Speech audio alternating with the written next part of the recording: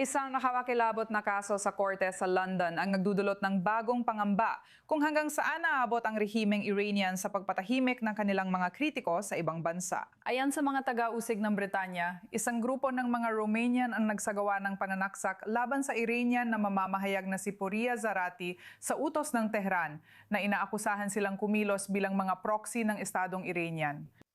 Si Zarati, empleyado ng opozisyong media na Iran International, ay nakaligtas matapos siyang pagsaksakin ng maraming beses sa labas na kanyang bahay sa London noong 2024. Sabi ng taga-usig, ito ay maingat na planadong pag-atake. May motibong pinansyal ito at bahagi ng mas malawak na pananakot sa mga Iranian disidente sa ibang bansa. Bagaman itinatanggi ng Republikang Islamiko ng Iran ang kaugnayan, muling nabibigyang pansin ng paglilitis ang umano'y operasyon ng Tehran sa labas ng kanilang hangganan. Kasama natin ngayon si Mahid Beheshti, isang Iranian aktivista. Alam mo, inilalarawan ito ng mga piskal bilang isang ataking pinangunahan ng Estado na isinagawa sa pamamagitan ng mga kriminal na proxy. Gaano kadalas ginagamit ang taktikang ito sa pag-atake sa Iranian dissident sa ibang bansa? Salamat sa pag-imbita sa akin. Kung titingnan mo ang kasaysayan ng rehimeng Iranian, ito ay bumabalik pa sa kanilang pulisiya ng pagkuha ng bihag at mga doktrinang mayroon sila mula pa noong simula, noong 1970. Siguro masasabi ko na sa nakalipas na 40 taon pagkatapos ng digmaan ng Iran at Iraq, kaya ginagawa nila ang pagkuha. Tingnan mo ang sitwasyon na yon sa kipot ng Hormuz. Kaya sinusubukan nilang gawing bihag ang pandaigdigang ekonomiya. Ito ay eksaktong kaparehong sitwasyon.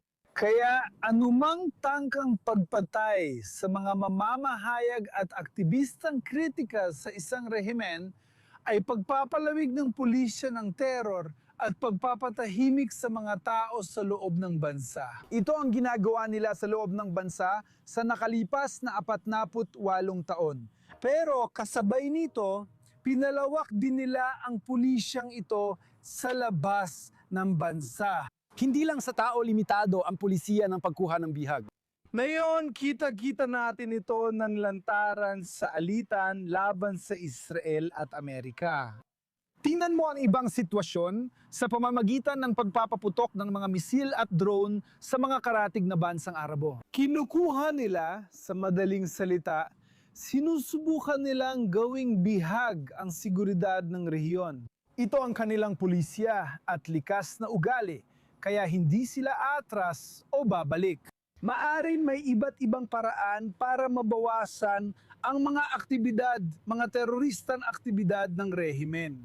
Pero sa pananaw namin, iisa lang ang paraan para mapatigil ang mga teroristang aktibidad ng rehimen sa loob at labas ng Iran. At iyon ay mapatigil mismo ang rehimen. Ibig sabihin nito ay tulungan ang mga Iranian na pabagsakin ang rehimen na sinusubukan na yon ni Pangulong Trump at punong ministro Benjamin Netanyahu. Magaling ang kanilang ginagawa, syempre, pero ang lahat ng pressure na nasa balikat nila ay hindi madali. Mahid Beheshti, gusto kong itanong anong takot at pressure ang nararanasan ng mga personalidad ng opozisyong Iranian sa Europa, gaya mo, na nakatira sa London na yon. Gaano ka ba talaga nababahala na mangyari ito sa'yo?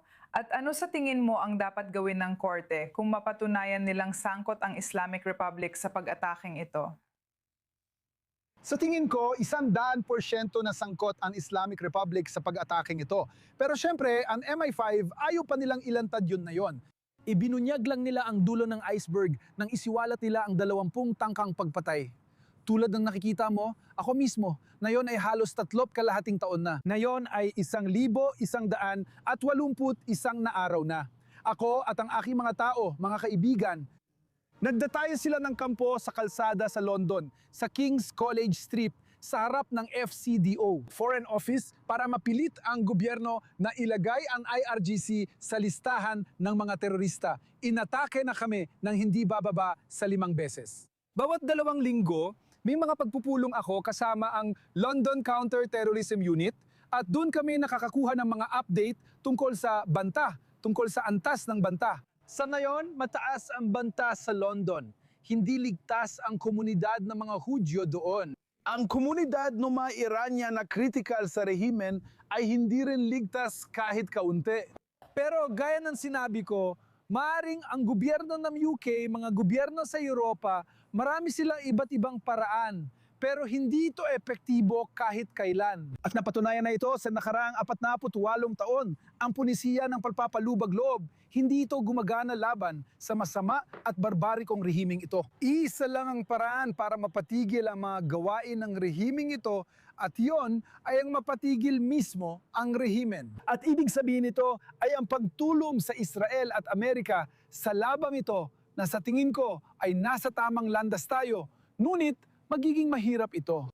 Ang rehimeng Iranian, hayaan ninyong tapusin ko ito, ay nawala na ang lahat maliban sa karamihan ng Western media. Napakahalaga nito dahil sa loob ng 48 taon, pinakialaman nila ang Western media, akademya, politika at marami pang ibang larangan. Inilalagay nila ang sarili at mga tao ron.